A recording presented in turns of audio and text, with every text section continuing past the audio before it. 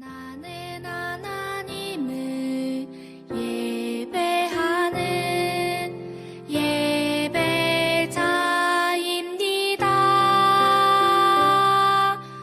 내가 서 있는 곳 어디서나 하나님을 예배합니다.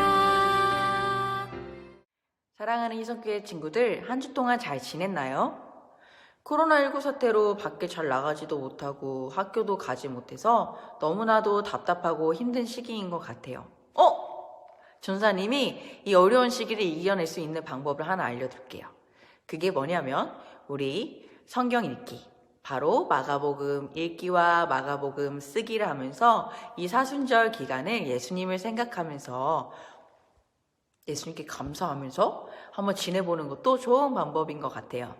물론 전사님 생각이에요. 오늘 우리에게 주시는 하나님의 말씀을 읽고 말씀의 세계로 떠나보도록 할게요. 오늘 우리에게 주시는 하나님의 말씀은 마가복음 14장 53절에서부터 65절의 말씀입니다. 전사님이 봉독하도록 하겠습니다. 그들이 예수를 끌고 대제사장에게로 가니 대제사장들과 장로들과 서기관들이 다 모이더라. 베드로가 예수를 멀찍이 따라 대제사장의 집들 안까지 들어가서 아랫사람들과 함께 앉아 불을 쬐더라. 대제사장들과 온 공회가 예수를 죽이려고 그를 칠 증거를 찾되 얻지 못하니 이는 예수를 쳐서 거짓 증언하는 자가 많나 그 증언이 서로 일치하지 못함이라. 어떤 사람들이 일어나 예수를 쳐서 거짓 증언하여 이르되 우리가 그의 말을 들으니 손으로 지은 이 성전을 내가 걸고 손으로 짓지 아니한 다른 성전을 사흘 동안에 지으리라 하더라 하되 그 증언도 서로 일치하지 않더라. 대제사장이 가운데 일어나서 예수에게 물어 이르되 너는 아무 대답도 없느냐? 이 사람들이 너를 치는 증거가 어떠하냐 하되 침묵하고 아무 대답도 하니 아니시거늘 대제사장이 다시 물어 이르되 내가 찬송받을 이의 아들 그리스도냐? 예수께서 이르시되 내가 그니라. 인자가 권능자의 우편에 앉는 것과 하늘 구름을 타고 오는 것을 너희가 보리라 하시니 대제사장이 자기 옷을 찢으며 이르되 우리가 어찌 더 증인을 요구하리요? 그 신동 모독하는 말을 너희가 들었도다. 너희는 어떻게 생각하느냐 하니 그들이 다 예수를 사형에 해당한 자로 정죄하고 어떤 사람은 그에게 침을 뱉으며 그의 얼굴을 가리고 주먹을 치며 이르되 선지자 노릇을 하라 하고 하인들은 손바닥으로 치더라. 이 말씀은 하나님의 말씀입니다. 우리 지난주에 우리 함께 배웠던 말씀을 기억하는 친구 있나요? 네, 우리 지난주에는 바로 예수님께서 십자가에 못 박히시기 전에 제자들과 함께 했던 유월절 식사에 대한 이야기를 나눴었어요.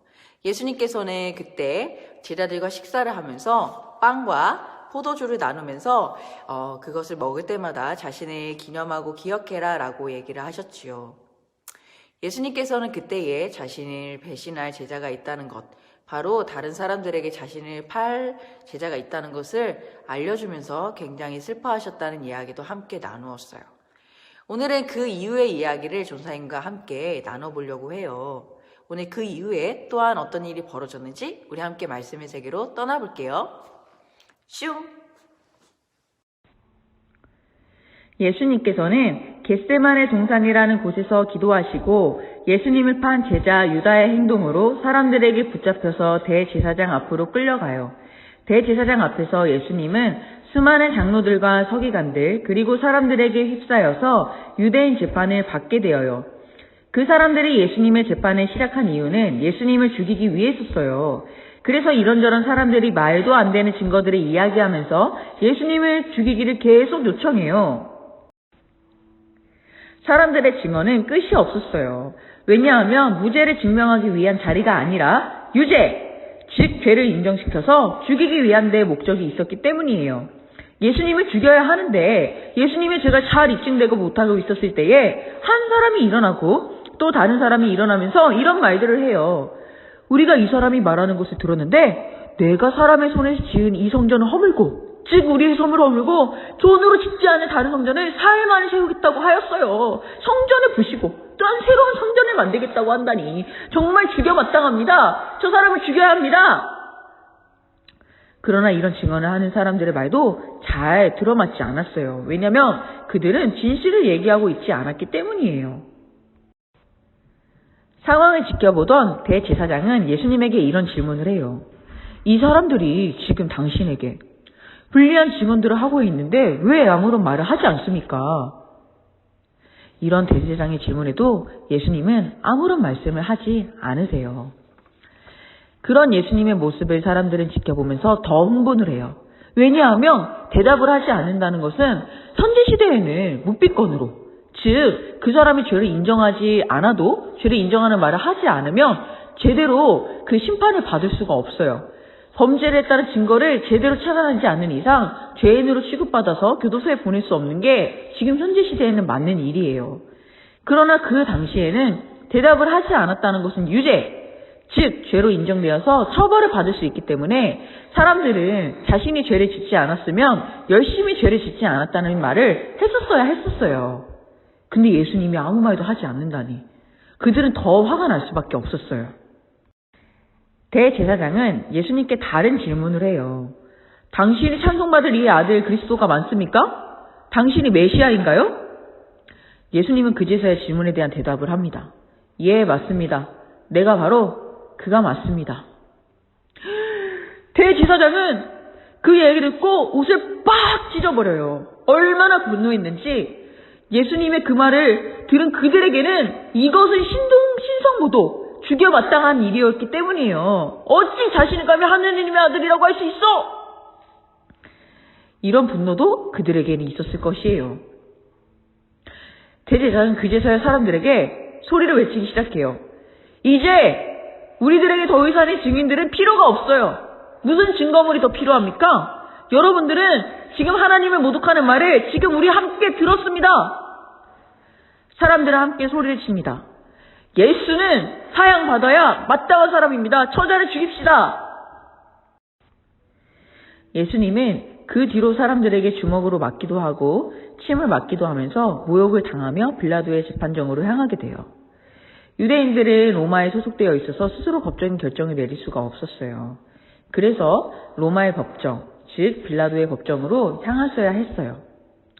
빌라도는 예수님에게 이런저런 질문을 하게 되고 예수님은 유대인의 왕이라는 것에 대한 얘기는 인정을 하시지만 아무런 변호를 하지 않으세요.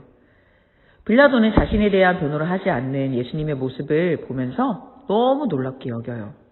보통은 자신을 변호하기 바빴을 것인데 그 죽음, 자신이 곧 당할 죽음을 담담히 받아들이는 모습이 정말 놀랍게 여겨졌기 때문이었을 거예요. 결국 예수님은 어떻게 되었을까요? 네, 맞아요. 십자가 처형이 결정되었습니다. 예수님은 사람들에게 자신이 하나님의 아들이라고 구원자라는 사실을 알려주었지만 사람들은 그 사실을 믿지 않았어요. 오히려 그 사실을 붙잡고 되려 예수님을 십자가 처형을 당하게 합니다. 사람들의 그런 모습까지도 이해하시고 결국 사랑으로 구원에 이르게 하는 하나님의 역사를 이루어 가세요. 사랑하는 희성교회 아동부 친구들, 예수님은 우리의 구원자이세요. 사순절 다섯째 주를 만나며 우리가 그 사실을 기억하면서 한 주도 감사로 살아가는 친구들이 되어요.